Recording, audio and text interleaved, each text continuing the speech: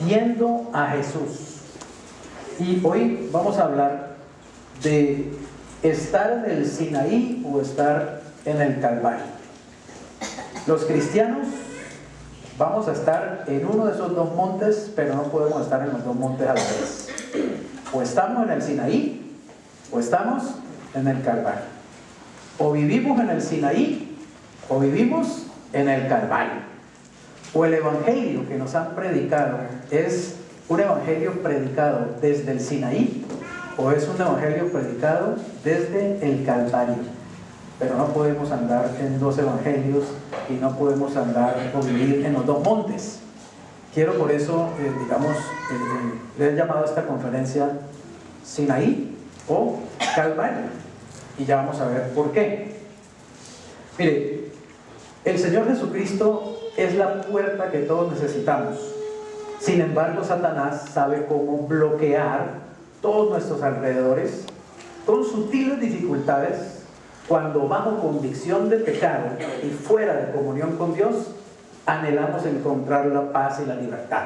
En otras palabras, el sábado pasado o antes, mucho antes creo, dijimos que Jesús es la puerta. ¿Estamos de acuerdo con eso? La Biblia lo dice, ¿cierto? Jesús mismo lo dijo: yo soy la puerta. Y Él es la puerta para todo pecador. Nadie puede entrar al reino de los cielos si no entra por medio de Jesucristo.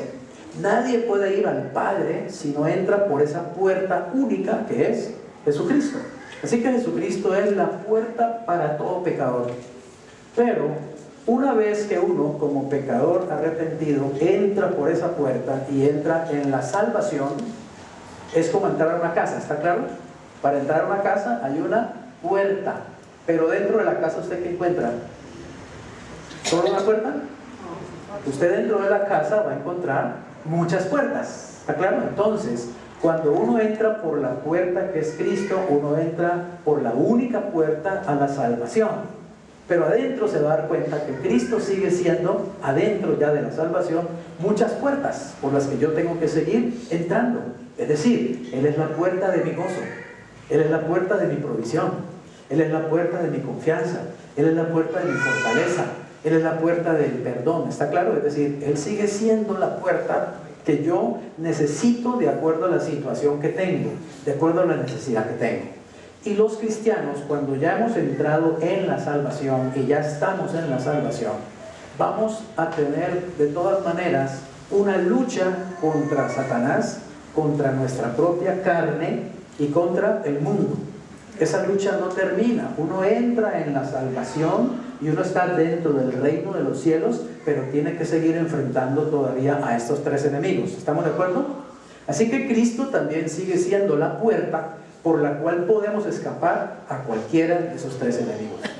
Y una de las luchas que vamos a tener constantemente es en nuestra conciencia, porque todavía, aunque estamos en Cristo, todavía pecamos, ¿o no? ¿Enseña la Biblia que uno recibe a Cristo, entra en la salvación y ya nunca más peca? No, la Biblia no enseña eso. La Biblia enseña que uno recibe a Cristo, uno entra en la salvación y sin embargo uno sigue siendo una persona débil, que puede caer, que puede pecar, que puede desobedecer al Señor en un momento determinado. Pero también la Biblia enseña cuál es la solución a ese problema, ¿está claro? Y precisamente ahí es donde Satanás entra a poner estorbos, a poner obstáculos. Cuando tú estás corriendo hacia esa puerta para encontrar la solución, Satanás va a poner obstáculos, va a poner zancadillas, va a poner mentiras, que es lo que él realmente, con lo que él trabaja, con la mentira, con el engaño. Leamos lo que dice Gálatas 4:24, luego saltamos al 26 y luego saltamos al 28 hasta el 31. Dice: lo cual es una alegoría. Les recuerdo, aquí está hablando de la alegoría de Sara y Agar, ¿se acuerdan? La alegoría que usa la palabra de Dios allí de Sara y Agar, que usa a Sara y a Agar como, digamos, la alegoría de dos montes. ¿Estamos claros? Y digamos de dos pactos. Veámoslo así, dice: lo cual es una alegoría, pues estas mujeres, o sea, Sara y Agar, son los ¿qué? Los dos pactos. ¿Cuáles son los dos pactos? El pacto del antiguo y el pacto del nuevo. El pacto del antiguo es precisamente el pacto que Dios hizo con el pueblo de Israel a través de Moisés. Y el pacto nuevo es el pacto que hace Jesucristo con su iglesia por medio de su sangre y lo estableció en la última cena. Esta es la sangre del nuevo pacto. Pacto nuevo y eterno, dijo Jesús. O sea, que cuando Cristo ofreció su sangre en la cruz, desde ese momento quedó cumplido el pacto antiguo y desde ese momento comenzó el nuevo pacto. Los cristianos no estamos viviendo en el pacto antiguo, los cristianos estamos viviendo en el nuevo pacto. Sin embargo, oiga bien, Satanás quiere que sigamos viviendo en el antiguo pacto. Y va a usar muchos trucos, muchas artimañas, va a usar la Biblia, va a usar la doctrina, va a usar a pastores e iglesias inclusive, para que los cristianos estemos viviendo todavía en el antiguo pacto y no estemos ni entendiendo ni disfrutando el nuevo pacto que ya Jesús estableció por su preciosa sangre. Ese es el truco de Satanás. Ahora bien, dice, son los dos pactos. El uno, el antiguo, ¿proviene de dónde? ¿De dónde proviene? Del monte Sinaí, el cual da hijos ¿para qué? Para esclavitud. Este es Agar. Vivir en el antiguo pacto, mis queridos hermanos, es vivir en esclavitud, según la Biblia, no según yo. La Biblia dice eso. Oiga esto, mas la Jerusalén de arriba, o sea, la nueva Jerusalén a la cual estamos esperando, ¿cierto? Y en la cual vamos a vivir los cristianos, dice, la cual es madre de todos nosotros. Esa Jerusalén es libre. Agar, que es la esclava egipcia, da hijos para esclavitud. El Sinaí da hijos para esclavitud. Pero la nueva Jerusalén da hijos para libertad. Así que, hermanos, nosotros los cristianos, ¿como quién? Como Isaac. ¿Somos hijos de qué? De la promesa. ¿Por qué Isaac es el hijo de la promesa? Porque Dios le había prometido un hijo. ¿Se acuerdan? A Abraham. Dios le había prometido un hijo a Abraham. Era el hijo de la promesa. Pero Abraham quiso ayudarle a Dios, quiso hacer su propio esfuerzo, quiso hacer algo por él mismo y todos sabemos lo que pasó, ¿cierto? Que Sara le dijo, ahí está Agar, la esclava egipcia, como Dios dijo que nos va a dar un hijo, pero resulta que yo no te puedo dar el hijo porque yo soy estéril, entonces acuéstate con Agar y ten un hijo con Agar y ese es el hijo que Dios nos va a dar. Pregunta, ¿eso era lo que Dios le había dicho a Sara y a Abraham? No. Entonces, al tomar esa actitud, al tomar esa acción, ¿qué hicieron ellos? ¿Obedecieron a Dios? ¿Honraron a Dios? No, desobedecieron. Pecaron realmente. Y eso es lo que resulta, oiga bien, cuando uno quiere ayudarle a Dios. Cuando uno cree que es uno el que tiene que hacer las cosas. Cuando uno cree que, uy, tengo una idea maravillosa para Dios. No, Dios no te está pidiendo ideas maravillosas. Dios está pidiendo es que lo obedezcas. Dios está pidiendo es que lo escuches. Dios está pidiendo es que te dejes dirigir. Dios te está pidiendo es que lo dejes a Él hacer a través de ti las cosas. ¿Está claro?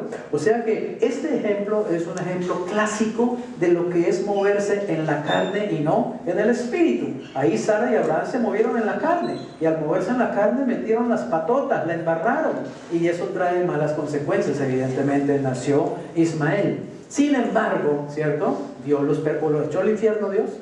No, no lo echó al infierno, los perdonó. Sencillamente porque Dios tenía planes con ellos. ¿Y qué hizo Dios? Los perdonó y de todas maneras Dios cumplió la promesa que les había dado. ¿Y qué hizo Dios?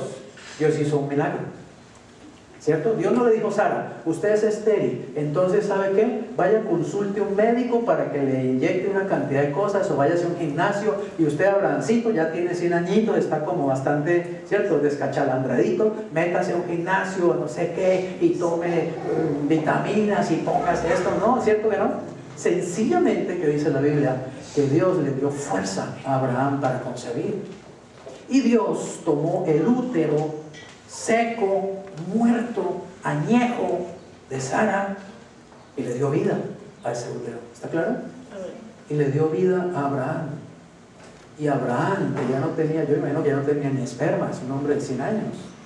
Abraham de pronto lanzó una gran cantidad de espermatozoides que estaban vivos y llenos de la energía de Dios y nadaron y nadaron y nadaron y se encontraron con unos óvulos que nunca había producido Sara, ahora se encontraron con un óvulo perfectamente listo para recibir ese espermatozoide. ¿Entienden esto? Eso fue un milagro.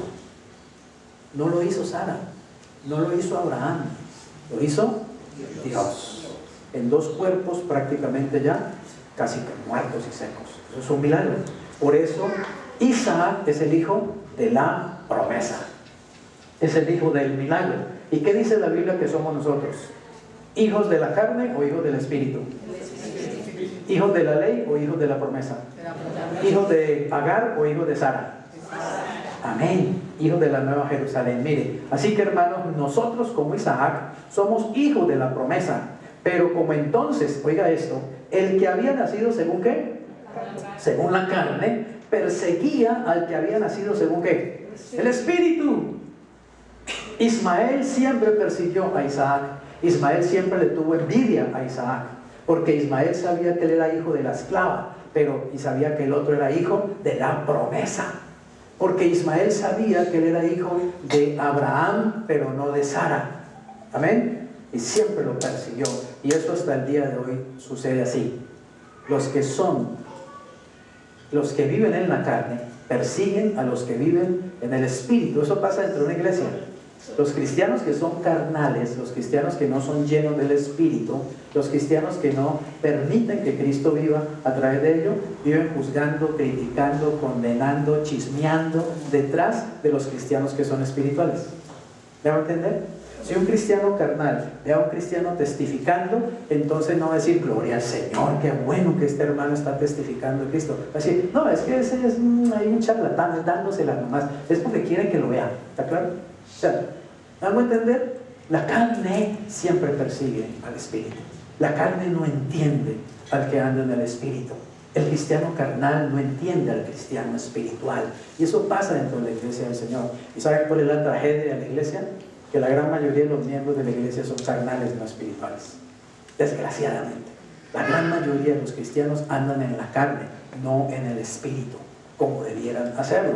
Por eso la iglesia es débil, por eso la iglesia no alcanza al mundo para Cristo, por eso la iglesia es a menudo testimonio y vergüenza ante el mundo. ¿Sí? Métase a YouTube y usted encontrará cientos de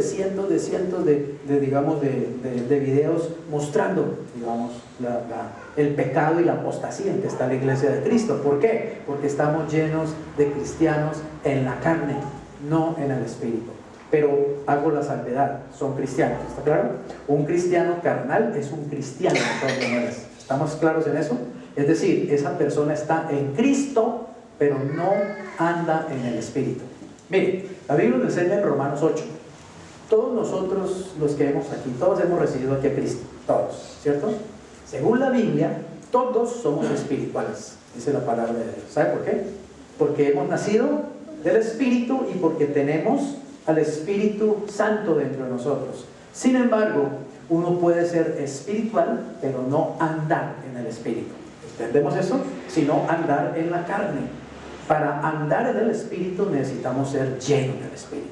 Ahora, todos los que estamos aquí tenemos al Espíritu Santo, porque si uno tiene a Cristo, uno tiene el Espíritu Santo. Uno no puede decir, no, es que yo apenas recibí a Cristo, pero voy a hacer otra oración para recibir al Espíritu Santo y el mes entrante estoy pensando recibir al Padre.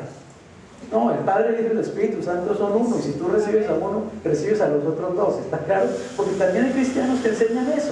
Hay cristianos que dicen, usted recibe a Cristo, pero después tiene que recibir al Espíritu Santo. Eso no está en la Biblia.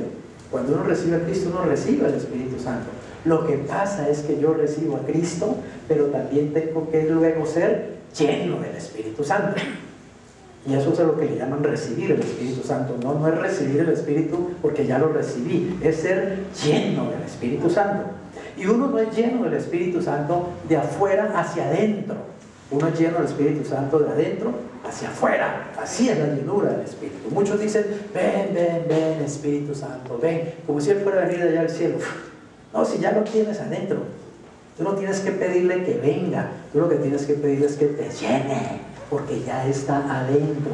Pero puede estar adentro y no estar llenándote. ¿Está claro? Entonces, todos los cristianos son espirituales, pero no todos andan en el Espíritu. Todos los cristianos tienen al Espíritu Santo, pero no todos están llenos del Espíritu Santo.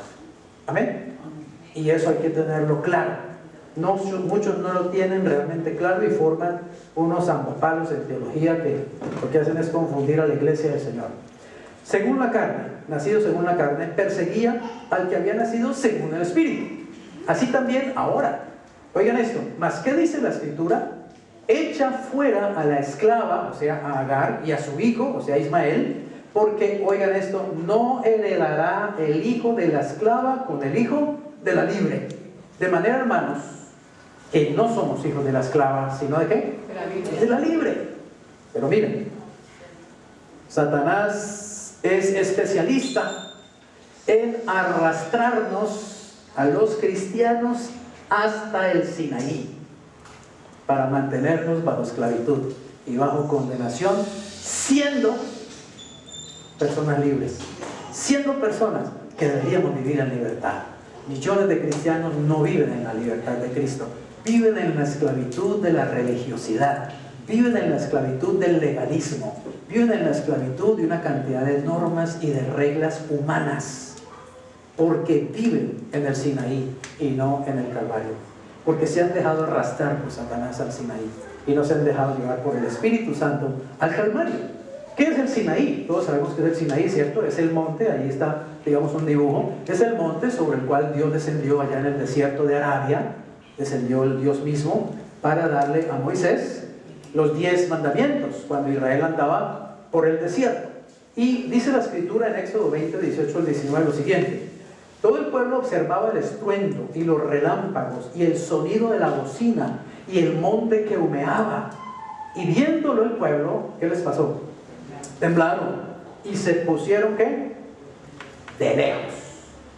Y dijeron a Moisés: habla tú con nosotros y nosotros oiremos, pero no hable Dios con nosotros, para que no muramos. O sea, esa visión era tan terrible, ¿está claro? Imagínense usted la escena. Nosotros somos Israel, ahí al frente está el monte y oímos de pronto un sonido de trompeta, de bocina, durísimo. El cielo se llena de eso y empiezan a aparecer una serie de relámpagos y aparece una nube rojiza, ¿sí?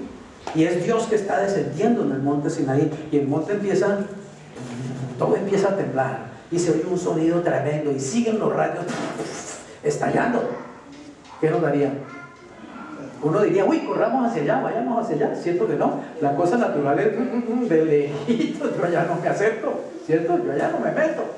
De lejitos, el pueblo se alejó y el pueblo dijo: Moisés, vaya usted, hable con Dios y lo que le diga a Dios usted nos lo dice a nosotros, pero nosotros nos vamos a acercar allá porque no queremos morir. Y si usted lee el capítulo 19 de Éxodo, usted va a encontrar que Dios le dijo a Moisés: dile al pueblo que no se acerque, porque el que se acerca al monte se muere. Es más, cualquier animal que se me escapó el burrito y se fue para allá, ¡pum!, muerto.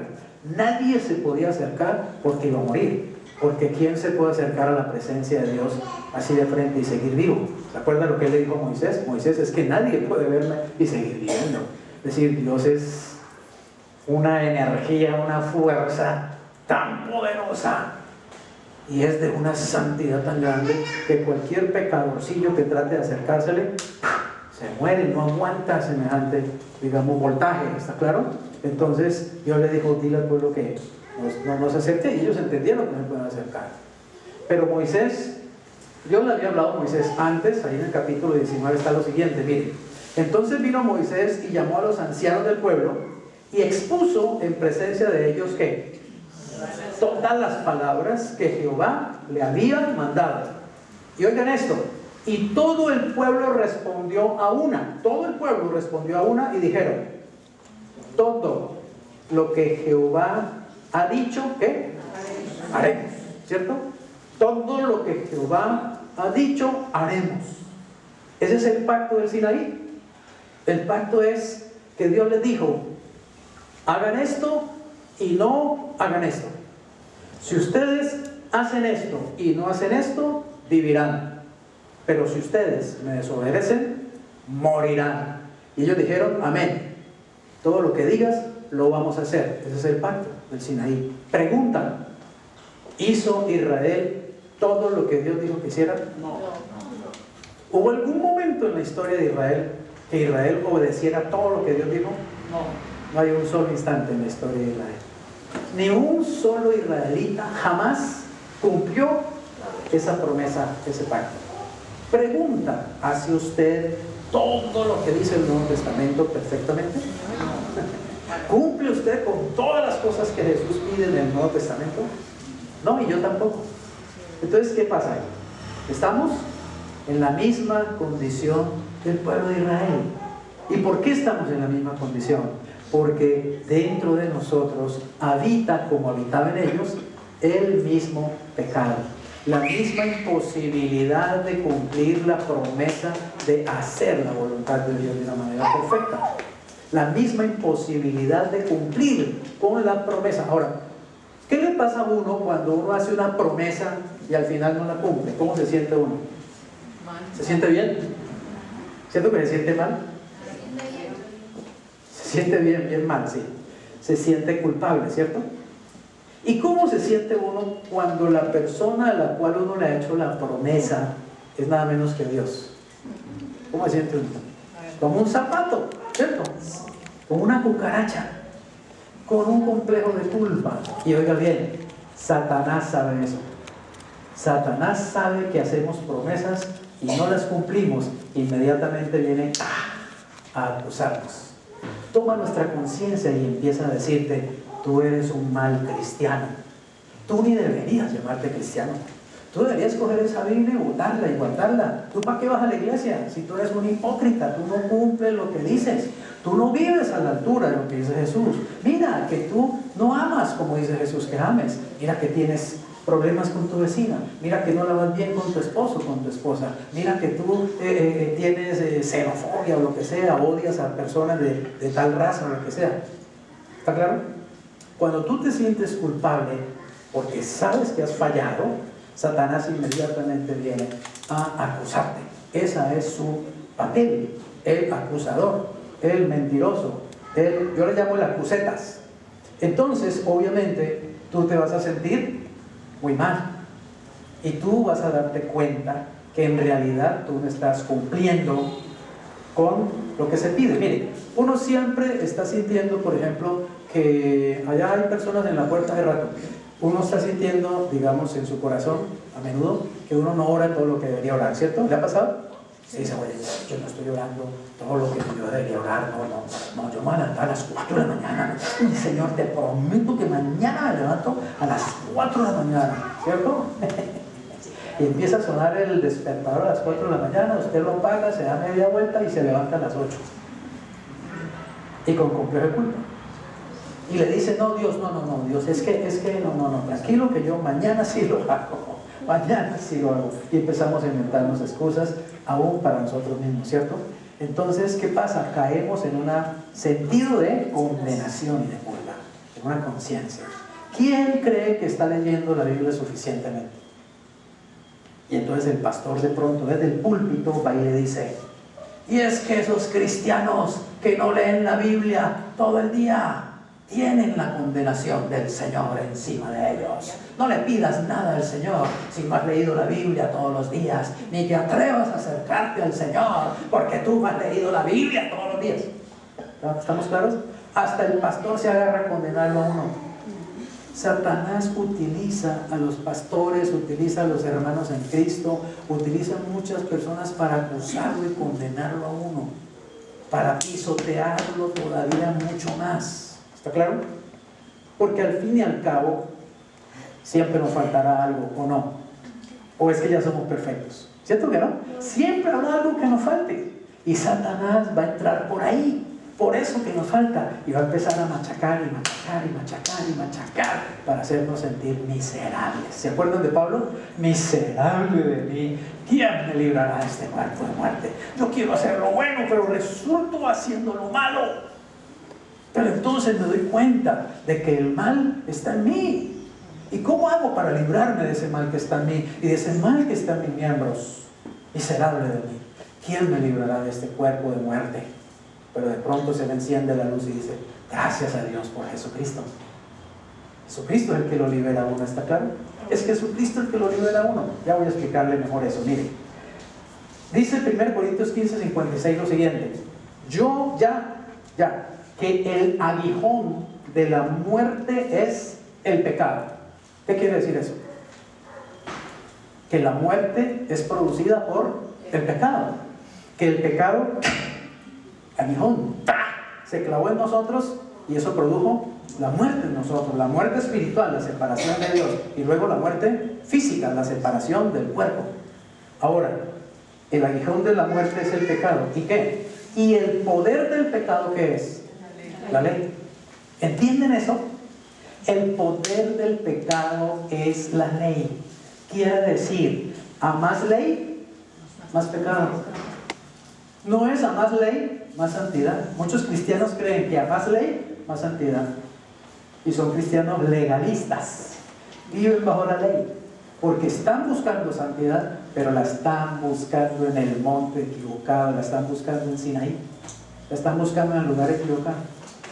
Entonces las iglesias legalistas son llenas precisamente de leyes. Wilson, tú en esta iglesia no puedes ir al cine. El cine es del diablo, es pecado. Tú no puedes ver televisión. La televisión es el cajón del diablo, es pecado. Tú en esta iglesia, Wilson, no puedes venir vestido con unos chores. Eso no es de Dios. El Señor no mira bien eso. Y tu mujer, te tienes que poner falda si no te vas al infierno. Y no te maquilles, porque las que se maquillan son como prostitutas. Y las prostitutas se van al infierno. Y resulta que Jesús dijo que las prostitutas iban más cerca del cielo que los fariseos. ¿Entiendes? Los pastores legalistas, las iglesias legalistas, las teologías legalistas, lo que hacen es machacar ley y ley y ley y ley. Y la Biblia dice que a más ley, más pecado. Las iglesias legalistas son las más llenas de pecado. Los pastores legalistas son los más pastores llenos de pecado. Yo los conozco, los he conocido a lo largo de mi vida en el Señor. Esos cristianos que viven bajo la ley, téngales cuidado, debajo de esa falda, uy, Dios mío, la cantidad de pecado que hay, ¿sí? Porque la ley lleva al pecado. Y eso es lo que Dios quiere que entendamos, que la ley me lleva al pecado, que la ley lo que hace es alborotar el pecado. ¿Entendemos esto? Miren, si yo quisiera que no pegaran chicles en las sillas y pusiera un letrero aquí, la ley: prohibido pegar chicles en las sillas, encontraría más chicles que nunca. Porque la naturaleza humana es precisamente rebelde a la ley. Y muchos vendrían a la iglesia: ven, qué buena idea, pegarme en la silla. ¿Entienden? Me dieron la idea, a ellos no les había ocurrido. Pero como dice, no lo peguen en la silla. Ven, qué buena idea me dieron. Claro, en la silla es que lo tengo que pegar, porque así es la naturaleza humana, ¿entiendes? Entonces, escúchame bien. No es por la ley que se puede producir santidad en una iglesia ni en un cristiano. No es por la ley, es por el Espíritu. El que produce esa santidad es Cristo, no yo. Lo que yo tengo que decirle a Cristo es: Cristo, como tú ya estás en mí, y tengo que decirle al Espíritu Santo: Espíritu Santo, ¿cierto? Como tú vives en mí, entonces sé tú santo a través de mí. ¿Puede Cristo ser santo? ¿Tiene dificultades el Espíritu Santo para ser santo? No, eso es lo natural en Él. Si yo lo dejo vivir a través de mí por fe, yo voy a vivir santamente. ¿Entiendes eso? Pero si yo, sin Cristo, sin el Espíritu Santo, voy a tratar de vivir santamente, siguiendo una serie de normas y de reglitas, santidad barata. Esa es la santidad producida por la religión, no vale nada. La santidad que vale en la Biblia es la que produce el Espíritu Santo, es la que produce Cristo, es la santidad verdadera, la santidad genuina. ¿Está claro? La otra es santidad pirata, la otra es solo careta, la otra es solo fingir, la otra solo es fariseo. El que es libre en Cristo no tiene que fingir nada. Solo tiene que dejar que Cristo viva a través de él y se vive feliz, se vive libre, se vive sabroso, no se vive una serie de reglas y de normas. Me acuerdo del doctor Bill Bright, que llamo yo. El doctor Bill Bright es un hombre que yo, de los hombres que más admiro como siervo de Dios. Él fundó la Cruzada Estudiantil y Profesional para Cristo, un movimiento cristiano que ha ganado millones de personas para Cristo y ha discipulado millones más todavía, en más de 120, 140 países. Y el doctor Bill Bright cuenta que él admiraba a un cristiano, un líder cristiano lo admiraba. Él veía en ese cristiano, digamos, el ejemplo, el prototipo del cristiano, ¿sí? Al que hay que seguir, al que hay que, digamos, emular. Y un día fue a la casa a visitarlo, ¿no?, de este cristiano que admiraba tanto, ¿cierto? Fue a la casa y resulta que llegando a la casa vio que lo sacaban en una camilla a montarlo en una ambulancia, el tipo ahí, el cristiano victorioso, ahí, casi estirando la pata. ¿Cómo así? Le había dado un surmenage, le había dado, mejor dicho, bueno, un estrés increíble y todo. Y lo llevaron. Cuando ya estaba en el hospital y Bill Bright lo visitó y le dijo: oye, mira, pero ¿cómo así? Yo siempre te he visto ser un cristiano, sí, muy poderoso, muy victorioso. Tú ni te enfermas, ¿cómo así? ¿Por qué te veo así? ¿Qué te pasó? ¿Qué te sucedió? Y él le señaló un librito que tenía en la mesa de noche y le dijo: ese librito negro es el culpable. No era la Biblia, ¿no?, sino una agenda que él tenía. ¿Está claro? Una agenda que él tenía. Es el culpable, esa agenda es la culpable de lo que me ha pasado. Resulta que este hombre, queriendo vivir una vida santa para el Señor, ¿cierto?, una vida perfecta para el Señor, tenía una agenda de lo que él creía que era la forma o el estilo de vida que agradaba al Señor. Y en esa agenda decía: levantada a las 4 de la mañana, 4:15, ducha, 4:30, oración, hasta las 6 de la mañana, 6, desayuno, bueno, una cosa, ¿me hago entender? A las 3 de la tarde salir a testificar, hasta las 5 de la tarde. A las 5 de la tarde volver a hacer oración por todas las naciones. Bueno, imagínense, una agenda, todos los días. Y cualquiera diría: uy, no, qué tremendo hermano en Cristo, qué tremendo cristiano. Ningún tremendo cristiano.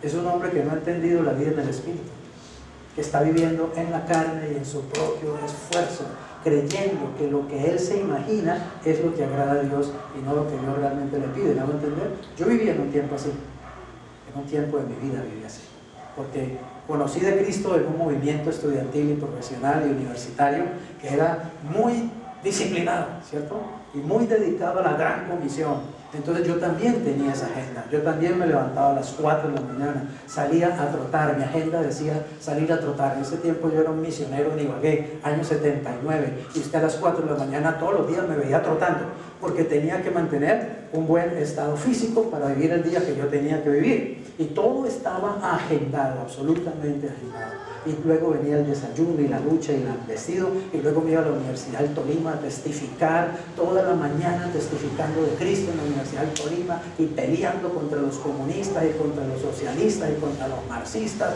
y hablándole de Cristo. Y yo tenía que llenar una hoja donde decía a cuántas personas había evangelizado, y para probar que se había evangelizado tenía que tener los nombres, las cédulas y los teléfonos de esas personas. ¿Está claro? Y ese control había que entregárselo a un líder a las 10 de la noche. Y si yo tenía que evangelizar durante ese día a 20 personas y solo me habían alcanzado a evangelizar 12, a las 10 de la noche me decía el líder a salir a cumplir la cuota. Y tenía que salir a buscar ¿qué? Ordioseros, celadores, guachimanes, lo que fuera, ¿cierto?, para evangelizarlos. ¿Usted cree que eso es vida espiritual? ¿Usted cree que eso es libertad en Cristo? ¿Usted cree que eso es gozo del Espíritu? No, eso es ser esclavo de una organización. ¿Está claro? De una organización donde hay jefes y jefes y jefes y jefes y jefes y jefes, y donde hay uno que nunca sabe evangelizar, pero todo el día, esos que vayan todo el día a evangelizar. Pero él nunca lo hace, hasta que rompí con todo eso. Hasta luego, con todas esas organizaciones religiosas y cristianas, para afuera. Cristo me hizo libre, yo no soy esclavo de hombres. Yo estaba en Venezuela en ese tiempo, año, no sé, 87, no sé, no me acuerdo. Y me arrodillé y le dije: Señor, estoy cansado de esto. estoy cansado. Yo ya sabía que eso era esclavitud. Yo ya había aprendido que eso era esclavitud, que eso no era vida espiritual. Aún yo trataba de vivir para Cristo, yo trataba de vivir mi vida lo más espiritualmente posible. Pero ¿qué haces tú cuando estás metido en una organización que te está todo el tiempo exigiendo? Hasta que empezaron inclusive a exigirnos, imagínense, votos políticos también, además. ¿Sí? Porque tenemos un candidato ungido del Señor que va a salvar a Colombia. ¿Sí? Entonces vota por ese candidato. Y teníamos que salir también a recoger votos y firmas. Yo dije, no, freguen. A mí me llamó Cristo fue a la gran comisión, no a respaldar partidos políticos, ni a respaldar personas que quieren subirse allá en el poder, sea cristiano o no sea cristiano, ¿qué me importa? Yo no tengo nada que ver con política, soy apolítico, no soy seguidor de ningún partido ni ningún candidato. Mi candidato es Jesucristo, nada más, y punto. Voto, claro que doy mi voto porque debo poner, digamos, debo colaborar para que haya un presidente en mi país, el menos malo, porque hay que escoger entre todo lo malo y el menos malo simplemente en Colombia, pero lo hago. Pero yo no soy seguidor de ningún partido, ningún candidato, ni nada de eso. No me interesa la política. ¿Amén? Me interesa hablar de Cristo y llevar a Cristo a los corazones de las personas. Pero ahora me encontraba en un movimiento que también me exigía que yo tenía que también trabajar para un partido político. Les dije hasta luego. No más, me voy, chao. Y me fui. Y caí en otro parecido. Entonces también les dije un día, chao, me voy. Y aquí estoy. Amén. No me interesa sino hablar de Jesús, enseñar la palabra de Dios y punto. Y caminar al ritmo que Dios me lleva. Y créanme, estoy viviendo los mejores años de mi vida en este momento. Son los mejores años. Estoy experimentando la libertad espiritual como nunca antes. Me siento tan feliz de vivir para el Señor como nunca antes. Y según lo que Dios me ha mostrado para mis siguientes años, lo que viene es todavía muchísimo mejor. Y vivo en libertad, no vivo en el Sinaí. ¿Saben por qué? Porque hace rato que fui al Calvario y entendí el asunto. Y quiero llevarlo allá. Dios nos permita con el tiempo llegar allá. Vamos allá. ¿Qué hace Satanás, digamos, cuando nos acusa? Cuando él ve que estamos sintiendo mal porque hemos pecado, hemos fallado, ¿cierto? ¿Qué hace el diablo? El diablo viene inmediatamente y causa dos efectos a través de la acusación que nos hace. El primero es la autojustificación. Mire lo que dice Lucas 18, 9 al 12. A unos que confiaban en sí mismos, ¿como qué? ¿Estos qué hacían? ¿Confiaban en quién? ¿En Dios? ¿Confiaban en ellos mismos como justos? Yo te pregunto, ¿tú eres justo? ¿Eres justa? ¿No? ¿Ustedes han leído la Biblia o no? Según la Biblia que yo he leído, ustedes sí son justos. Ustedes sí son justos, claro. Usted tiene que decir, yo soy justo. Pero, yo le entendí porque usted dijo, no, tranquila. Pero usted no puede decir, yo soy justo gracias a mí. Eso fue lo que usted me trató de decir, ¿cierto? Pero usted tiene que decir, yo soy justo gracias a quién? Gracias a Cristo que me justificó.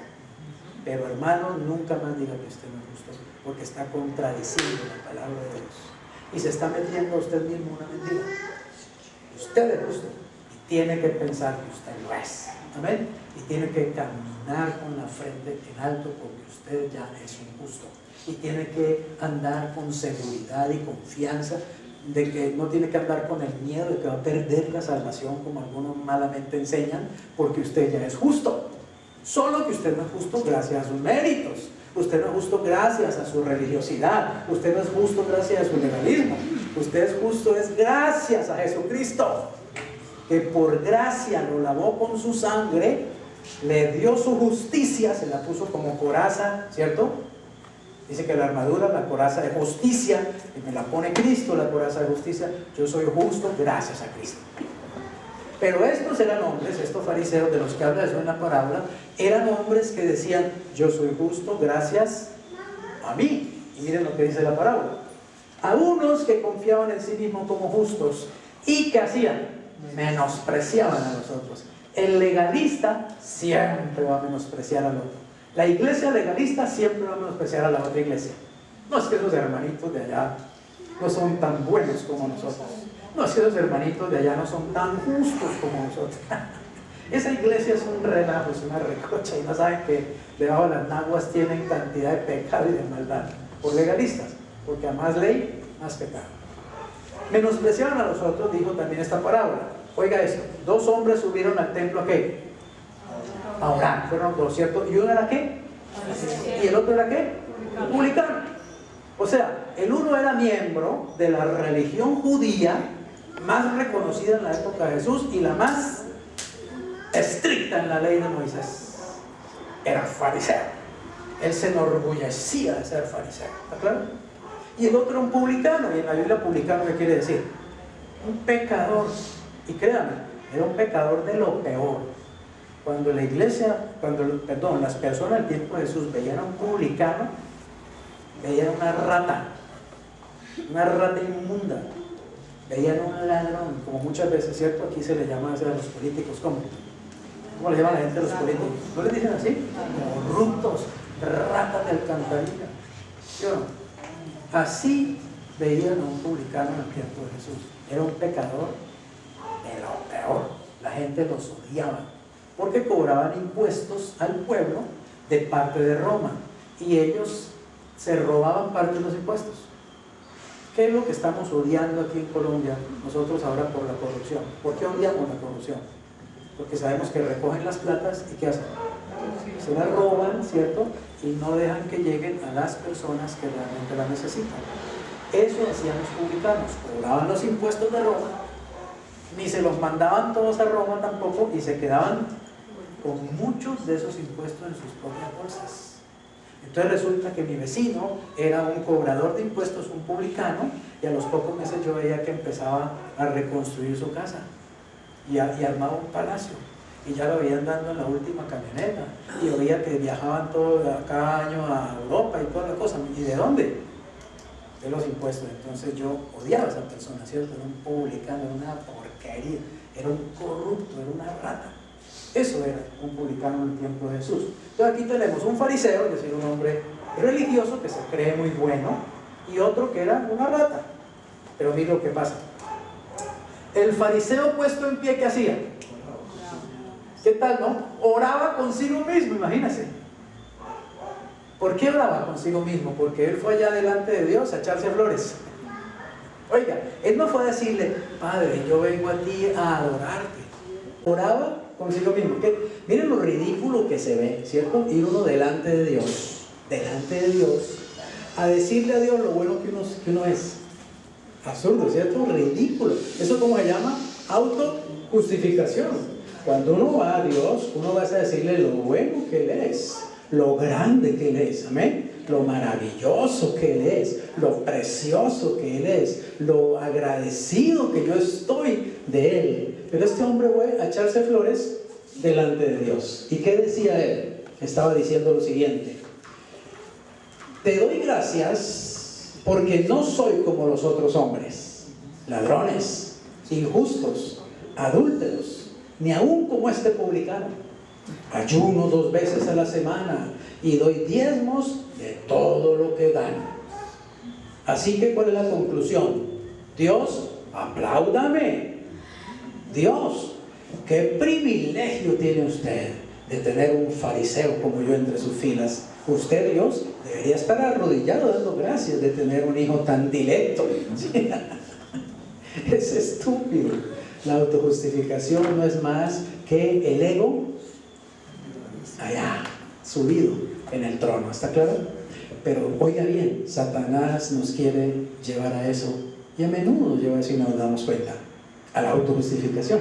Cuando yo me estoy sintiendo mal por mi pecado, me estoy sintiendo culpable, me estoy sintiendo, tengo dolor por mi pecado, Satanás viene y me dice, mira, es que tú tienes que mejorar, es que tú tienes que orar más, tienes que leer más la Biblia, tienes que preocuparte por testificar, es más, deberías diezmar, tú eres un ladrón, tú ni diezmas siquiera, ladrón, ¿sí? Y viene y te acusa. realmente. Entonces te lleva al segundo paso, ¿ok? Él quiere llevarte al segundo paso. ¿Cuál es? El esfuerzo propio. Esfuérzate más. ¿Está claro? Tú no estás haciendo lo necesario todavía. Tienes que hacer más, tienes que hacerlo mejor. Y eso nos parece espiritual. Nos parece espiritual. No, sí. Yo he ayuno de 2 días. Voy a hacer un ayuno de 40 días. De 40 días. Voy a hacer un ayuno de 40 días. ¿Sí? Y creemos que eso es espiritual. Eso es carnal. Eso es de la carne. ¿Me hago entender? Porque no está dirigido por el Espíritu Santo. No es el Espíritu Santo el que está diciendo que ayunes, es el diablo que te está diciendo que ayunes metiéndote culpa. ¿Me estoy haciendo entender? Eso es estar en el Sinaí, eso es vivir bajo la ley, eso es vivir bajo el engaño del enemigo. El diablo es astuto. En otras palabras, Satanás sabe cómo hablarnos, porque respondemos a cierto lenguaje, ¿está claro? Sabe cómo decirnos las mentiras, pero disfrazadas y camufladas de religiosidad, camufladas de santidad, camufladas de puro legalismo, y no son más que mentiras del enemigo. Y eso nos produce más y más culpa cada vez. ¿Y qué hace la culpa? Me aleja y me aleja y me aleja cada vez más de Dios, como le pasó a Israel en el Sinaí. Nosotros no queremos estar ahí, no queremos ni que nos hable siquiera, porque tenemos miedo, porque no nos sentimos realmente capaces de estar ahí. Pero mira esto. Esta es la otra cara de la moneda. ¿Cuál es la cara de la moneda? El Calvario, ¿y quién? Y el Espíritu Santo. Juan 19:30 dice: cuando Jesús hubo tomado el vinagre, dijo: consumado es. Y habiendo inclinado la cabeza, entregó ¿qué? El Espíritu. Fue la última palabra de Jesús en la cruz. La última. Con eso selló su muerte. Consumado es.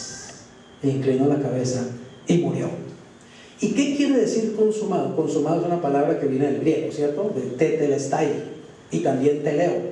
Y significa, oiga esto, terminado, completado, ejecutado, concluido, descargado, en el sentido de que nos descargó de la deuda, nos quitó la deuda, pagado, satisfecho, acabado, cumplido. Entonces lo que estaba diciendo Jesús en ese momento en la cruz era lo siguiente: he terminado lo que vine a hacer. O estaba diciendo, lo que vine a hacer ha quedado completado, lo que vine a hacer ha sido ejecutado, la obra que yo vine a hacer ha sido concluida. ¿Está claro? En pocas palabras, lo que Jesús estaba diciendo es: está totalmente pagado. Todo está totalmente pagado, consumado es. Es un grito de victoria. Cristiano, hijo de Dios, tu ida, tu entrada al cielo está completamente pagada. No tienes que pagarla tú. Pero muchos te van a enseñar: usted recibe a Cristo, es salvo, pero no vaya a creer que por eso ya usted es salvo para siempre. No, usted tiene que hacer esto y esto y esto y esto. En otras palabras, usted tiene que pagar. Entonces, coma ahora y pague después. El mismo cuento de las obras, ¿cierto? Unos dicen: pague ahora y coma después. Y otros dicen: coma ahora y pague después. El mismo cuento. Y ese es el cuento de la religión, precisamente, y de los cristianos que no entienden el evangelio de la gracia de Jesucristo. ¿Está claro? Pero el cristiano que ya fue al Calvario y ya entendió el asunto y ya está viendo claro por el Espíritu Santo, va a vivir otra realidad y va a ser verdaderamente libre, porque sabe que ya no tiene que hacer nada más. Todo está pagado, concluido, cancelado. Entonces, cuando yo, oiga bien, me estoy sintiendo culpable, el Espíritu Santo va a hacer todo lo contrario a lo que hace Satanás. El Espíritu Santo, cuando ve que yo me siento culpable, no va a venir a hacerme sentir más culpable y no me va a arrastrar allá a la ley, ¿cierto?, para que yo vea cuán miserable soy, sino que me va a llevar, me va a conducir cariñosamente, me va a conducir al Calvario. ¿Está claro? Y vamos a subir juntos al Calvario y el Espíritu Santo me va a mostrar y me va a decir: mira, ¿qué ves allí? Ahí está Jesucristo, el Hijo de Dios. Él pagó por ti. Él ya pagó. Su obra ya está completa. Su obra está terminada. Todo lo que tienes que hacer es, primero, reconoce que tú has pecado, ¿ok? Reconoce que has caído, reconoce que eres débil. ¿Me estoy haciendo entender? Ya no estoy hablando del pecador sin Cristo, estoy hablando del cristiano que ha fallado, que ha faltado. Tiene que ir al Señor y hacer ¿qué? Reconocer su pecado. Mire, yo le pregunto a los que dicen que la salvación se pierde. Por ejemplo, en Gálatas dice: si algún hermano es sorprendido en alguna falta, ustedes que son espirituales, ¿cierto? Restáurenlo. Esta mañana lo dije en el devocional, en el audio. Restáurenlo con mansedumbre, con amor, porque mañana pueden ser ustedes los que han caído. Si uno pierde la salvación, ¿uno para qué va a ir a restaurar a uno que ya pecó y perdió la salvación? Si ya la perdió, ya la perdió, ¿está claro? La Biblia no diría vayan, restáurenlo. La Biblia diría vayan y péguenle una patada para que llegue más rápido al infierno, porque ya se condenó, pero no dice eso. Dice restáurenlo. Entonces la salvación nunca se va a perder, porque uno siempre va a poder ser restaurado, obviamente, y va a poder venir a la presencia del Señor y arrepentirse.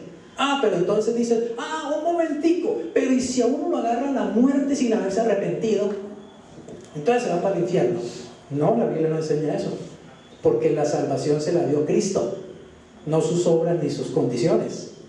¿Entendemos eso? Y usted que sabe también si a esa persona Dios le dio la oportunidad en el último instante de arrepentirse y confesar sus pecados. ¿Usted qué sabe? Y seguro que el Señor lo hace, porque para eso uno tiene el Espíritu Santo. La realidad es que uno siempre será restaurado. Amén. Y eso es lo que hace el Espíritu Santo cuando yo pecado, me lleva al Calvario y me muestra la verdad para que yo sea restaurado, para que yo reconozca mi pecado. Entonces, ¿qué tengo que hacer? Yo tengo que acercarme al Calvario, ver a Cristo allí colgado, chorreando sangre, sufriendo y muriendo por mí, pagando por mí, y decirle: Señor, yo vengo delante de ti a reconocer que yo por mí mismo no puedo vivir la vida cristiana, que yo soy un fracaso para vivir la vida cristiana, que yo por mí mismo jamás podré ser un santo, que yo jamás podré tener una mente limpia y pensamientos puros, que yo jamás podré realmente estar a la altura de todo lo que tú me pides, que nunca evangelizaré suficientemente, que nunca oraré suficientemente, que nunca estudiaré la Biblia suficientemente, que nunca daré suficiente dinero a la iglesia del Señor. Señor, yo me declaro completamente incapaz. ¿Está claro? Amén. Soy un fracaso. Esa es la verdad. Lo que Dios quiere es que lo reconozcas, que reconozcas tu incapacidad y tu absoluta debilidad. ¿Sabes para qué? Para que entonces empieces a depender de Él y no de ti. ¿Es claro eso? Y eso es lo que Dios quiere. ¿Pero qué quiere el diablo? Esfuérzate más, haz más, no estás haciendo suficiente, tienes que hacer más. ¿Sí? Y por eso uno encuentra cristianos haciendo locuras, hasta que parecen ya locos, ya perdieron la razón. Y es porque están actuando bajo un complejo de culpa, no bajo la dirección del Espíritu de Dios y la libertad que hay en Cristo Jesús, porque esa libertad está en el Calvario. Así que Él me lleva a reconocer mi pecado y abandonar el esfuerzo propio. Oiga esto, Isaías 30:15. Porque así dijo Jehová el Señor, el Santo de Israel. Oigan esto: en descanso y en reposo, ¿qué? Seréis salvos. En quietud y en confianza, ¿será qué? Vuestra fortaleza. Y no quisisteis, le dice el Israel. Ustedes no me entendieron, ¿no? Yo quería tomarlos a ustedes, dice el Señor, tomarlos a ustedes y llevarlos a la gracia, pero ustedes no quisieron. Quieren permanecer bajo la ley. Les gusta más el látigo, les gusta más el fustigamiento, les gusta más que los estén condenando todo el tiempo, que les estén diciendo la basura que usted es, lo imbécil que usted es, lo inútil que usted es, la cochinada que usted es, lo pecador que usted es. Son felices la gente oyendo ese tipo de mensajes, pero Jesús no me dice eso. Jesús me dice que soy santo, que soy justo, que soy amado, que soy perdonado, que soy limpio, que voy al cielo, que tengo el Espíritu Santo, que soy realmente real sacerdocio, que soy una joya en su mano, pero que yo no soy todo eso por mí mismo, sino por Él.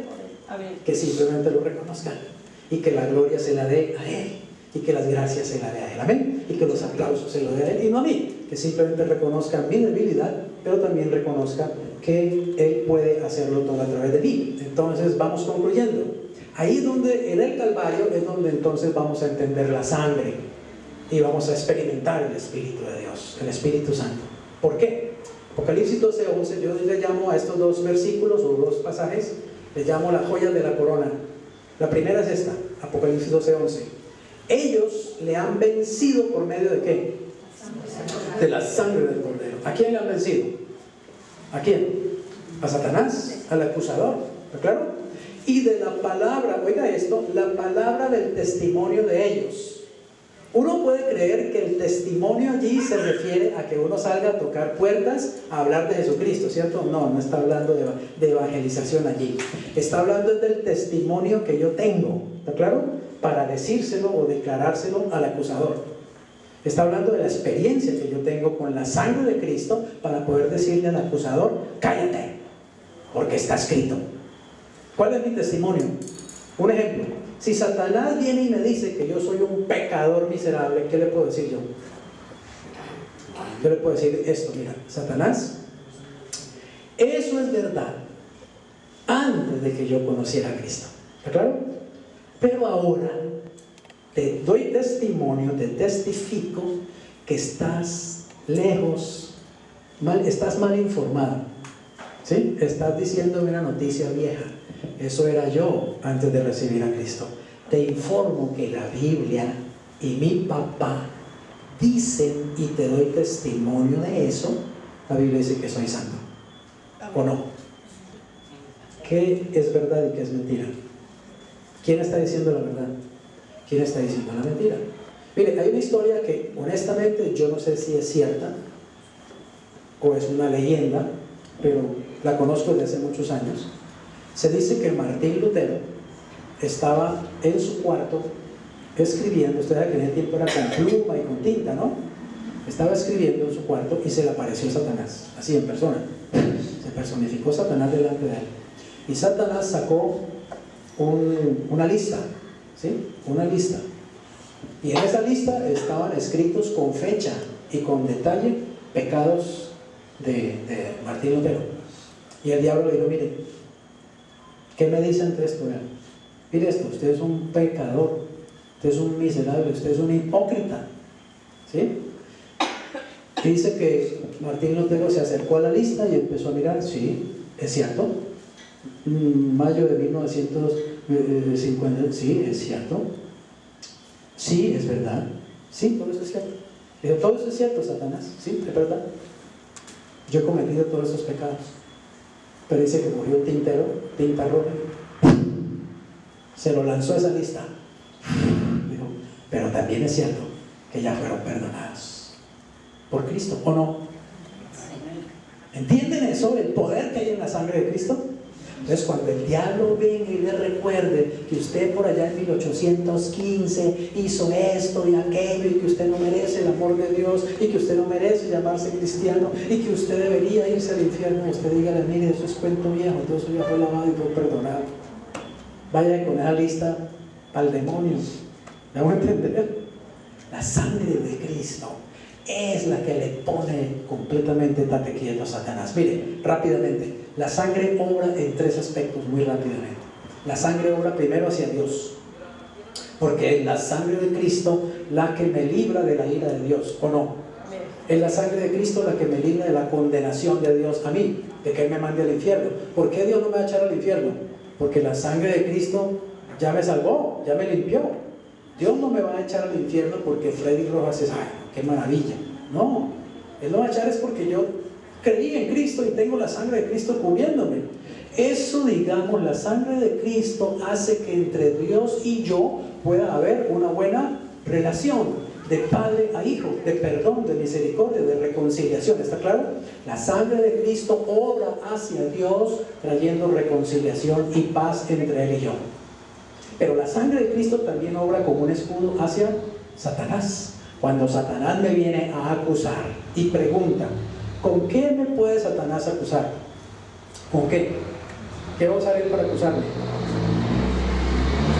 Los pecados, ¿está claro? Y puede ser verdad. Vea, Wilson, usted que se la da de tan cristiano y sabe tanta Biblia, ¿cierto? Usted gritó a su esposa hace 3 días y la hizo llorar y no le pidió perdón, ¿está claro? Te puede acusar con el pecado o no, y puede ser verdad, pero ¿qué le puedes tú decir? Sí, eso es cierto, pero yo ya me arrepentí, ya le pedí perdón a Dios y ya le pedí perdón a mi esposa y le informo, señor Satanás, que estamos de luna de miel, así que lárguese de aquí. ¿Está claro? ¿Entiendes eso? El poder de la sangre y el poder de la verdad. La sangre es un escudo contra Satanás y sus acusaciones, pero la sangre también es un agente limpiador de mi propia conciencia, porque Hebreo dice que la sangre de Cristo nos limpia de obras muertas. Amén.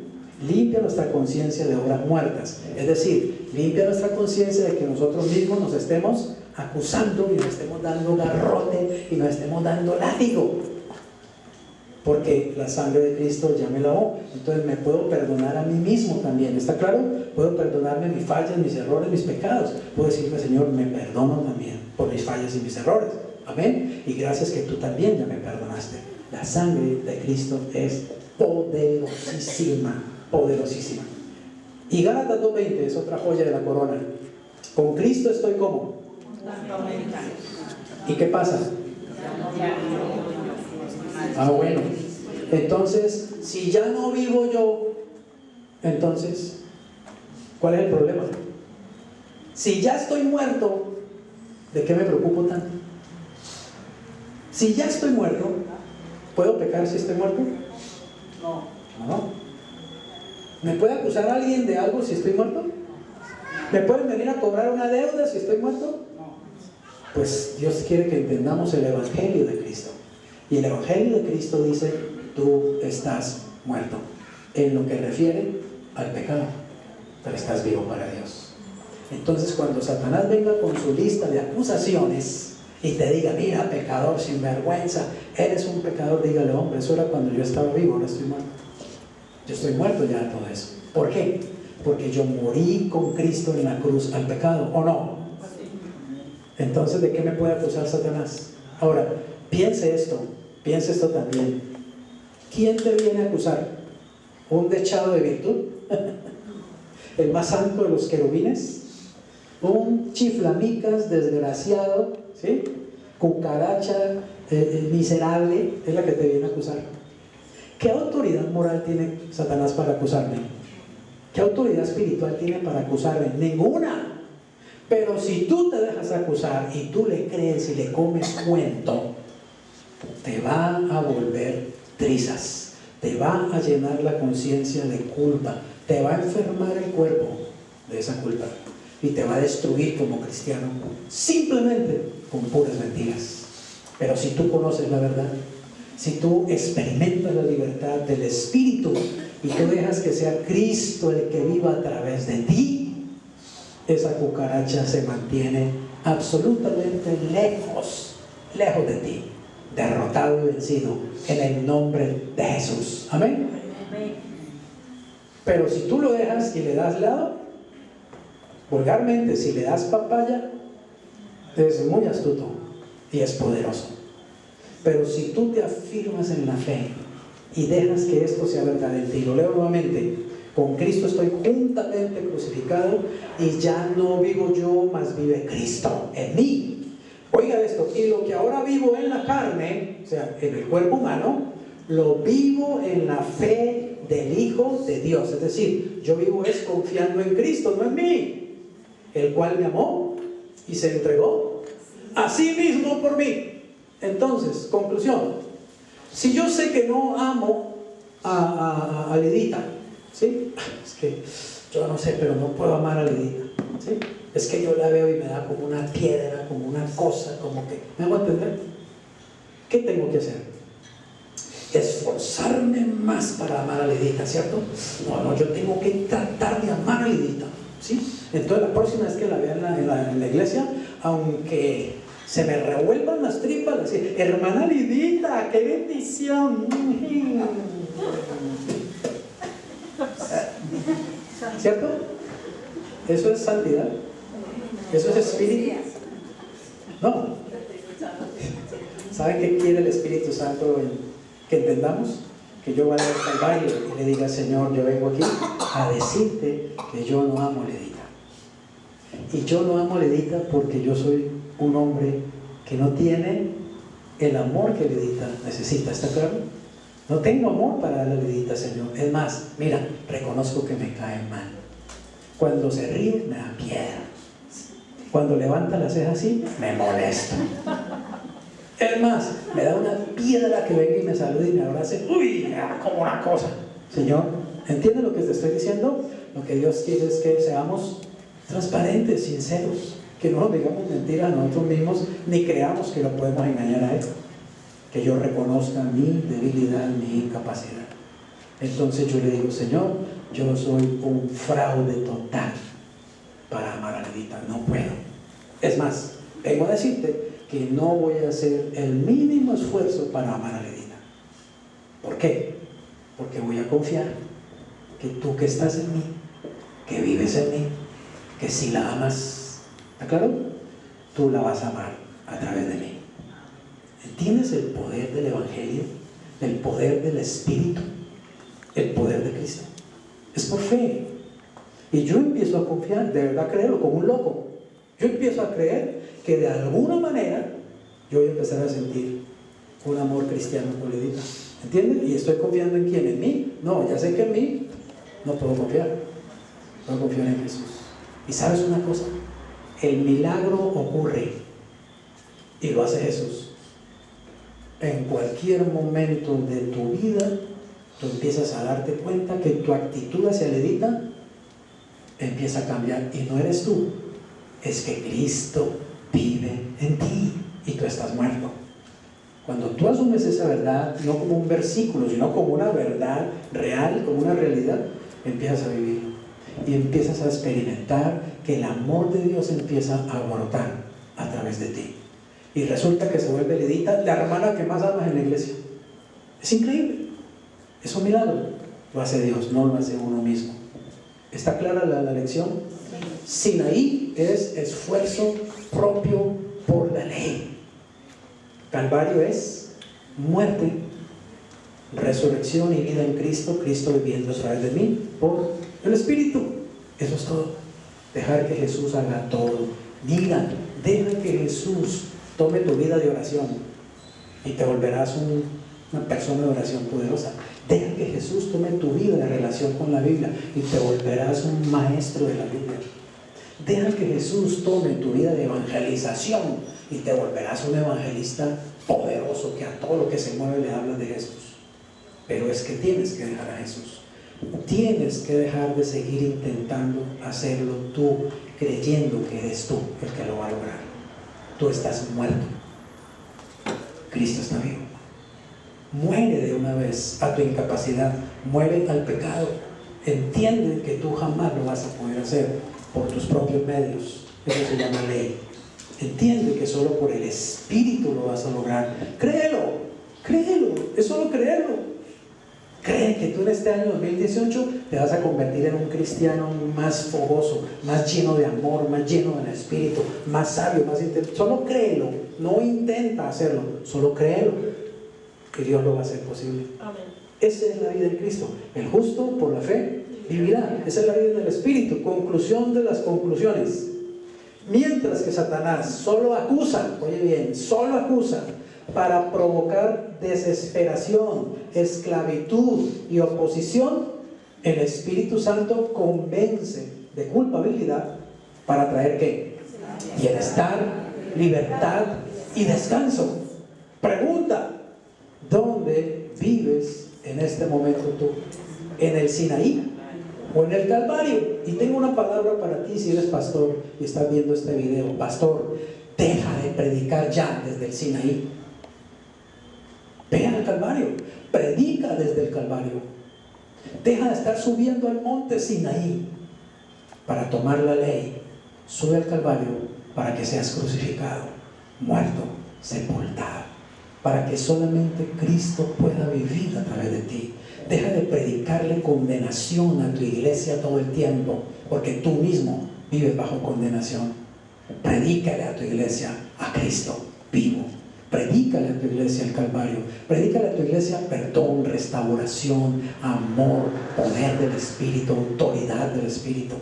Predica el Evangelio de Cristo. No mezcles la ley con la gracia. Predica la gracia. Conoce la gracia, vívela y predícala entonces y enséñala, pastor. Sal del Sinaí y corre hacia el Calvario para que tu iglesia también pueda experimentar lo mismo. Y que Dios te bendiga mientras lo haces. Amén. Amén. Amén.